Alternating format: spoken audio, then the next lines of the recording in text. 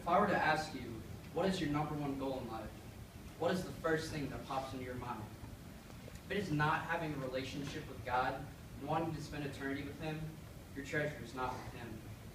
Matthew 6 opens with, "Take heed that you do not do your charitable deeds before man, to be seen by them. Otherwise, you have no reward from your Father in heaven.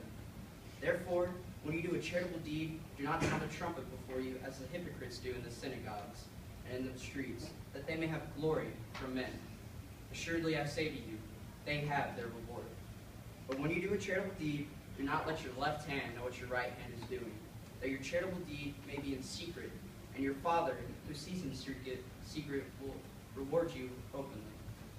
Matthew 6, verse 21 says, "For where your treasure is, there your heart will be also."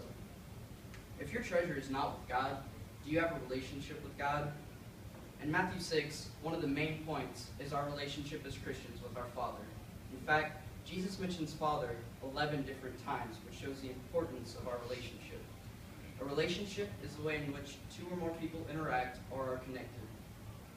One of the most inspiring relationships I have seen someone have with God was through a man by the name of Mr. McKay. His treasure was with God. Proverbs 22, verse 1 says, "A good name is rather to be chosen than great riches, and loving favor than silver and gold." On his 89th birthday, I wrote Mr. McKay 89 reasons why I love my Mr. McKay. I do not have enough time to read all the reasons, but here are a few that show where his treasures were. He was devoted to church. He taught through his actions. He was an honorable man. He was humble. He had a big heart. He was devoted to his country. He was a faithful church member. And above all else, in everything he did, he showed his love for God. If you met Mr. McKay, the first thing you would know about him is he was a Christian and his treasure was in heaven. I was honored that he was my best friend, even though we were 80 years apart in age. From the time I was an infant, we were pew buddies. I would sit next to him as he would teach me about God and share with me the Bible. As I grew, he would help me with my children's bulletin every Sunday, showing me how to find the answers in the Bible. He also gave me advice on how to be a true gentleman, which through his actions is being Christ-like. As we both aged together, our roles changed. As his health declined, he became homebound, unable to do the things that he loved most, but most importantly, unable to come to church and sit with me on Sundays. Instead, I would visit with him every Sunday, sharing community, reading the Bible, and swapping life stories. This gave me the opportunity to discover my treasure. I also discovered age does not matter, but spending time with someone does. He would encourage me and my family to love God and to be Christian men and women. We would encourage him to keep sharing his wisdom with us. A special story for me was when he shared about his first sermon. He was attending David Lipscomb, and he was asked to preach that Sunday at a small country congregation. He talked about his preparation and even shared the topic with me as if it had just happened. In preparing his sermon, he stood in an empty dorm room, facing a mirror with his watch.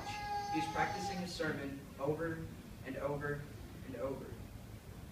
After delivering the sermon that Sunday, as he was headed back to college, he was listening to the radio when the news struck about the bombing of Pearl Harbor. That day impacted him and forever changed his life. Mr. McKay served in World War II. During that time, his faith became stronger and stronger. It was during that time that Psalms 1, verses 1 through 2, became one of the verses that he would treasure most.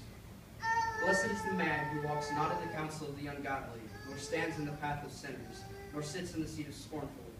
But his delight is in the law of the Lord, and it is in his law he meditates day and night." This was the passage that his sermon was based on that day. There's no doubt he meditated in the Word daily throughout his life.